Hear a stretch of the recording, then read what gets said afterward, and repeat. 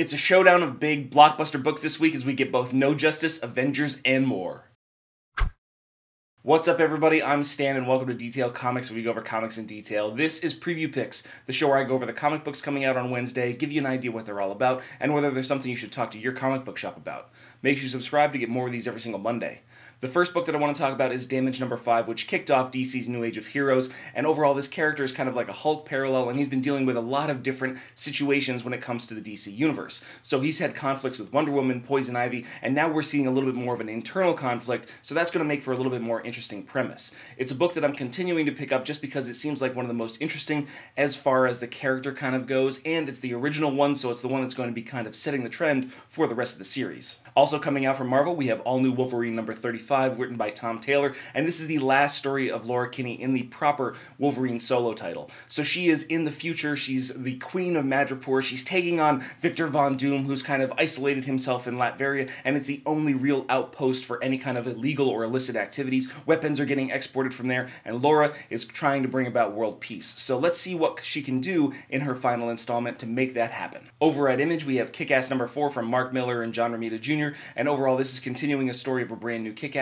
but like I've mentioned before, the story has kind of lost me. It doesn't necessarily have that same kind of interest that I had when I was reading the first Kick-Ass storyline. So it's one of those things where I might pick it up in trade and try and read it in the entirety. It's just not necessarily the story for me, but I wanted to let you guys know that this is the week that it's coming out. But back on the DC train, we get Aquaman number 36, which is still dealing with the battle for the throne of Atlantis. So while we've got our Mera solo title that's happening, Aquaman 36, the main storyline, is dealing with Arthur Curry as he tries to take down King Wrath and reclaim the throne of Atlantis. Overall, this is a plan and plot that Dan Abnett has been working on for quite some time, so it's a really interesting read, especially for Aquaman fans. If you guys haven't been following along, it's not the best place to jump into. You're probably going to want to go back almost 10 issues, if not more, to really get an idea of exactly where everything sits. But over on Punisher 224, we're also getting close to the conclusion of the story of Frank Castle inside the War Machine armor. So while he went and took over basically an entire country, taking down this despotic dictator, he's coming back to America, and there's consequences that are going to be following him.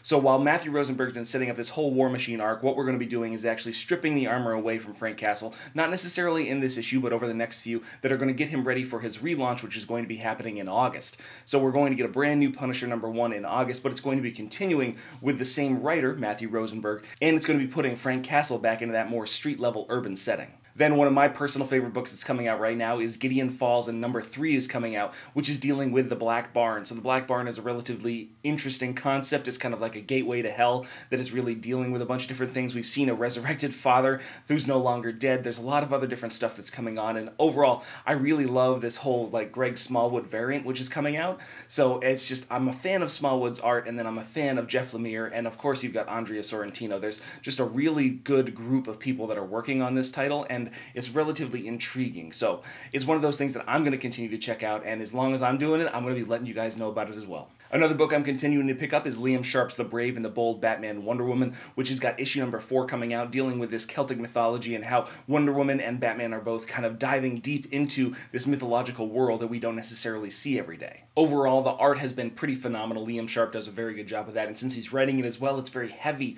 with lore. It's one of those things where it might not necessarily be for everybody, but for people that appreciate Liam Sharp's art style, or that they're more interested in this kind of Celtic mythology and how it would work its way into the DC universe, it could be the book for you. I would recommend going back and getting issue number 1, of course, and making your way through the series if you haven't been following it before, but for people that are kind of like still in it, definitely a good one to pick up. Another good one to pick up would be Daredevil number 602, and while I love the Mayor Fisk arc, how it's kind of moved forward because Mayor Fisk is now currently incapacitated, the Hand is kind of taken over New York, and Matt Murdock is the one that is acting as mayor. So this is a kind of a juxtaposition of the two roles. Basically, Wilson Fisk was putting Matt Murdock on the sidelines, but now Matt Murdock is calling the shots, but Daredevil has kind of been put on the sidelines. There's a lot of different things that are going on, and Charles Soule is doing this balancing act between all these different actions, reactions, and how everything's going to be moving forward.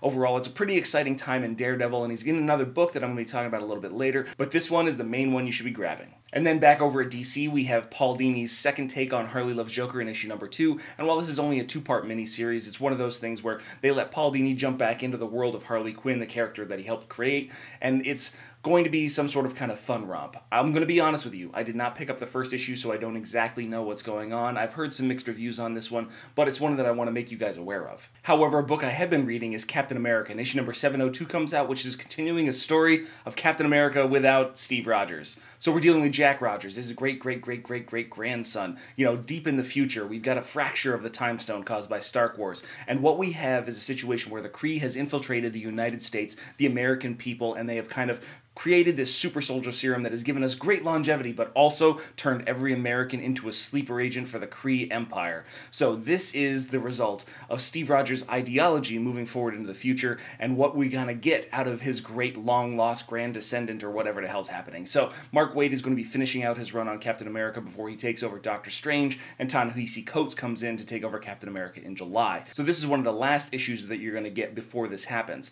Overall, it's a book that I've been enjoying. It might not necessarily be for everybody, but it's one that I'm going to be picking up and checking out. However, back on the DC side, we're going to have to talk about Batman number 47.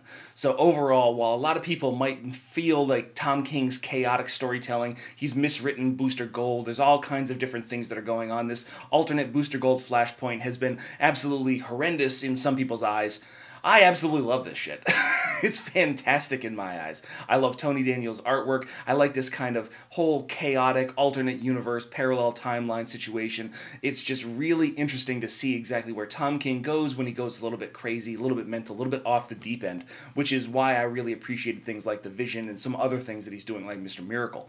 So Batman number 47 is going to be continuing and possibly concluding this Booster Gold The Gift arc, where we're going to see the reactions or the results or what kind of ramifications Booster Gold's actually had on the timeline for Batman and Catwoman. We know that the wedding's only going to be like 2 months away, so there could be some big things that are happening, or there could not be. We don't necessarily know, and Batman 47 is the only way you're going to find out. Then over at Marvel, we can talk about XMen Red number 4 from Tom Taylor and Mahmoud Asrar, and I love the art style for this book. It's just fantastic, and Tom Taylor does a really good job of writing a lot of these different characters.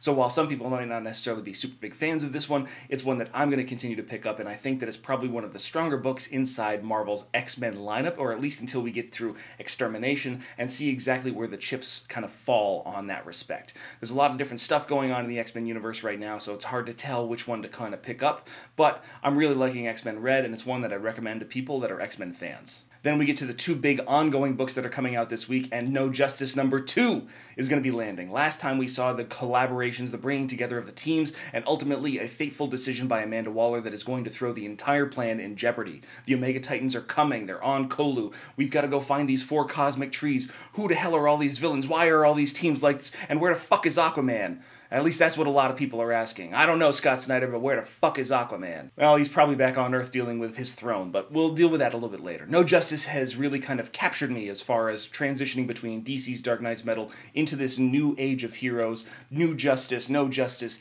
situation after the fact. And No Justice is a book that I'd have to recommend for people that want to get kind of a feel for where DC is going. I continue to say this, and I kind of feel that it's the truth, but DC Rebirth tends to not matter nearly as much. Scott Snyder's taking the helm of Justice League, which is going to be kind of important to pretty much everybody inside the DC universe. He's shattering the world, the foundations that the actual universe is built upon.